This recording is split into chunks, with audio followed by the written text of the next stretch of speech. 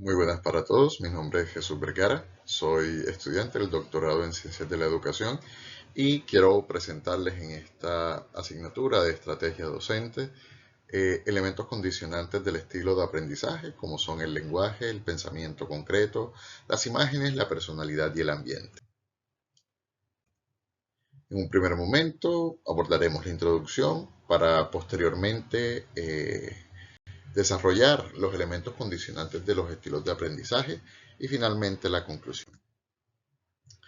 Debemos empezar afirmando que entender el proceso de enseñanza y aprendizaje es un camino de doble vía. El docente, quien tiene sus estrategias de enseñanza, y el estudiante que tiene sus estilos de aprendizaje. No solamente basta con conocer esta trazabilidad en las teorías, ¿no? Es necesario adentrarnos en ella para identificar estos elementos y poder nosotros efectivamente en el aula de clase dar respuesta a las necesidades de nuestros estudiantes. Es así como cuando hablamos de los elementos condicionantes en los estilos de aprendizaje debemos hacer énfasis en el lenguaje, el pensamiento, el ambiente, las imágenes y la personalidad. Todos estos constituyen precisamente el aprendizaje. Y hablamos de estilos porque es la forma en la que cada uno de los individuos puede llegar a esto. En un primer momento, si hablamos del lenguaje, tenemos que referirnos a esta comprensión wittgensteiniana. Ludwig Wittgenstein nos habla que los límites del lenguaje son los límites del mundo.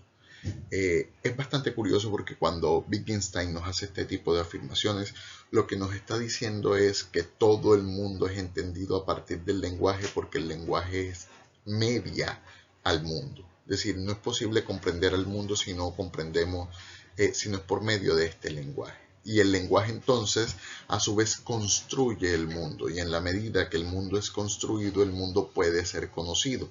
Por lo tanto, los límites del lenguaje así también serán los límites del mundo. Por esta razón, también es importante entender entonces cómo se da esta estructuración del pensamiento que da paso al lenguaje. Y en este caso, Piaget nos habla acerca de unos estadios, y no solamente Piaget, van a haber muchos teóricos que nos hablan acerca de los estadios frente al pensamiento, a la construcción del pensamiento o al desarrollo del pensamiento, ¿no? Y Piaget nos habla de unas etapas sensoriamotor, preoperacional, de operaciones concretas y operaciones formales. Esto para decirnos dos cosas. La primera, que el pensamiento se va desarrollando en la medida que también hay unos elementos biológicos, pero también hay unos elementos contextuales. En este sentido, lo contextual y lo biológico permite el desarrollo precisamente del pensamiento. Si faltan alguna de estas cuestiones, de estos elementos en el desarrollo del individuo, entonces habrán algunos inconvenientes en el desarrollo también del pensamiento que se verá repercutido en los estilos de aprendizaje, ¿no? El ambiente es supremamente importante, y cuando hablamos de ambiente no solamente estamos hablando de los espacios físicos, que también son importantes, pero en la relación del docente con el alumno media la comunicación educativa, es decir, cómo se expresan las cosas, cómo se entienden las cosas, cuáles son los recursos, la didáctica, todo el proceso de enseñanza y aprendizaje, esta interacción social que se establece en el aula, el estudiante con el estudiante, el docente con el docente con el otro docente, porque el estudiante también está viendo eso, ¿no? Y también efectivamente lo que Vygotsky nos estaba diciendo acerca de la zona de desarrollo próximo, en la que deben existir unas condiciones para desarrollar las competencias que pues son pretendidas desde la educación, ¿no? Y esto todo mediado obviamente por las actividades educativas. La actividad educativa debe ser considerada como un espacio, ¿no? Como un ambiente. Los espacios de aprendizaje son no solamente espacios físicos, sino que también son espacios de actividades, de trabajo colaborativo, de desarrollo de la autonomía, que tiene el docente que estar muy pendiente en eso.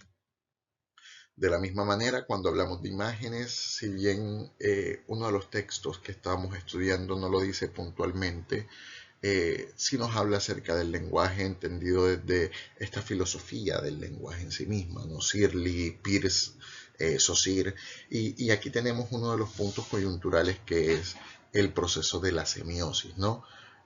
Cuando hablamos de la triada, por ejemplo, de Peirce nos dice que se encuentra el signo representado, que vendría a ser el lenguaje escrito, ¿no?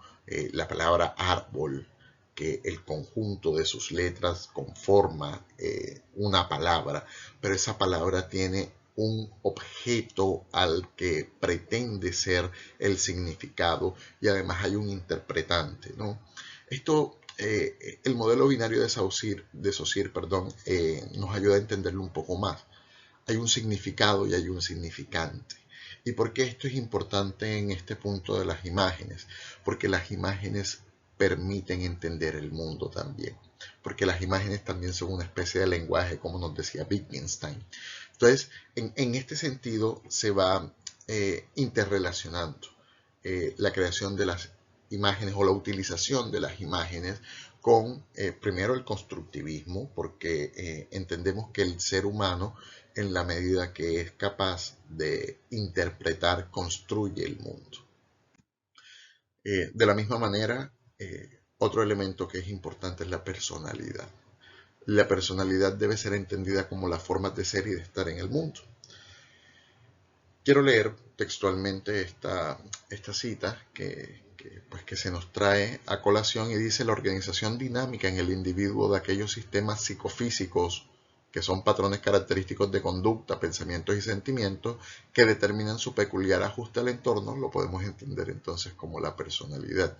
Es decir, es el conjunto de formas de ser y de estar en el mundo, de condiciones psicológicas, de condiciones de conducta, de condiciones de pensamiento, de sentimientos que confluyen en el individuo y lo hacen ser y lo hacen comportarse y lo hacen estar en el mundo, ¿no? Entonces, la personalidad, las imágenes, el pensamiento, el lenguaje, el ambiente, todo esto forma parte, pues, precisamente del aprendizaje. Y es por ello que todos los docentes debemos tener la misión eh, de integrar esto en nuestra planificación, en la ejecución y en la evaluación de competencias y contenidos. Muchísimas gracias por su atención. Esperamos compartir en otros espacios.